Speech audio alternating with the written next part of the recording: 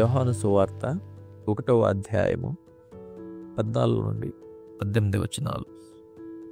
ఈ వచనాలు మనకు బోధించే ముఖ్య సత్యం మన ప్రభు అయిన యేసుక్రీస్తు యొక్క శరీరధారత్వము లేక నరావతారం గురించిన వాస్తవమే.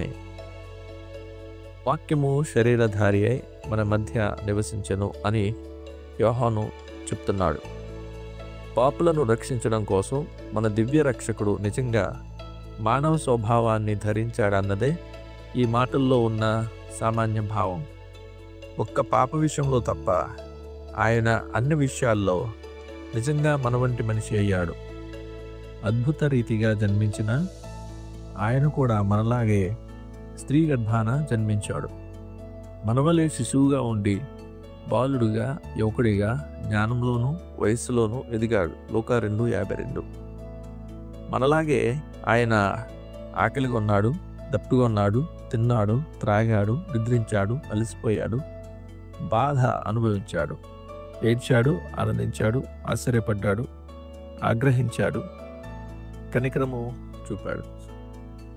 రక్తమాంసములతో శరీరము ధరించిన వాడే ఆయన ప్రార్థన చేశాడు, లేఖనములు చదివాడు, శ్రమపడ్డాడు, శోధించబడ్డాడు.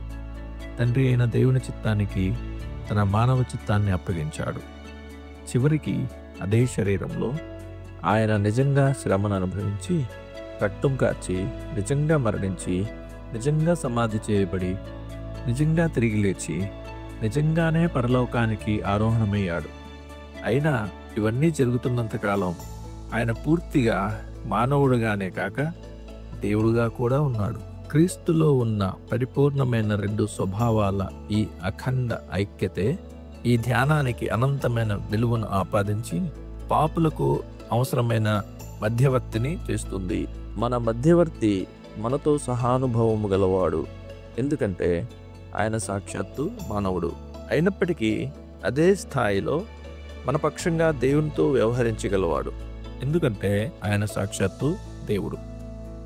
ఆయన నీతి విశ్వాసులకు ఆపాదించబడినప్పుడు ఆ నీతికి అనంతమైన విలువను ఇచ్చేది ఈ దైవ మానవ ఐక్యతే. మరియు ఆ నీతి ఎవరిదంటే శరీరధారి అయిన దేవుని నీతి. శిలువపై చిందించబడిన పాప పరిహారార్థమైన రక్తానికి అనంతమైన విలువను ఆపాదించేది ఈ ఐక్యతే. ఆ రక్తము శరీరధారి అయిన దేవుని రక్తము. ధ్యానం కోసం పతనమైన లోకంలో జీవించే విషయమే కుమారుడైన దేవుడు మనతో సహానుభవము కలిగి ఉన్నాడు. కాబట్టి ఆయన మనల్ని అర్థం చేసుకోవడం అనేది కేవలం మాటలకే పరిమితమైనది కాదు, కానీ అనుభవపూర్వకమైనది. దేవుడు మిమ్మల్ని సమృద్ధిగా దీవించునుగాక. ఆమేన్.